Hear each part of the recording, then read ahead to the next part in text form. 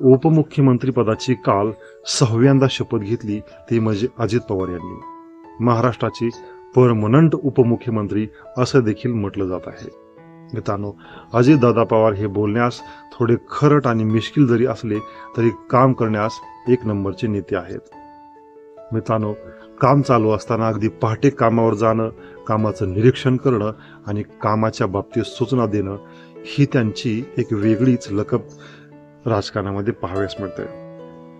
मित्रांनो, अजितदादा पवार यांचा राजकीय प्रवास 1991 पासून सुरू झाला, पण तसं पाहता त्यांचा राजकीय प्रवास हा 1980-82 पासून सुरू झाला दिसून येतो. 1980-82 पासून अजितदादा पवार हे कारखान्याची निवडणूक असेल, स्थानिक स्वराज्य संस्थाच्या निवडणुका असतील, तसेच पंचायत समितीची निवडणूक असेल, यामध्ये ते सक्रिय होते. अगदी ग्राउंड लेवलचा त्यांना अनुभव आहे. 1991ला ते प्रथम खासदार म्हणून निवडून आले, परंतु त्यांची खासदारकी अवघ्या 3 महिन्यातच गेली. परत ते 1991लाच बारामती विधानसभा पोटनिवडणुकीमध्ये पहिल्यांदा आमदार म्हणून निवडून आले आणि पहिल्यांदा त्यांना राज्यमंत्री पद देखील भेटले. मित्रांनो, स्थानिक स्वराज्य संस्था, कारखान्याची निवडणूक, पंचायत समितीची निवडणूक, मुख्यमंत्री, खासदारकी, आमदारकी, त्याचबरोबर विरोधी बाकावर देखील बसण्याचा त्यांना अनुभव आहे. त्याचबरोबर दीर्घकाळ अर्थ खातं सांभाळण्याचा देखील अजितदादा पवार यांना अनुभव आहे. मित्रांनो, काल अजितदादा पवार यांनी महाराष्ट्राचे उपमुख्यमंत्री म्हणून 6व्यांदा शपथ घेतली.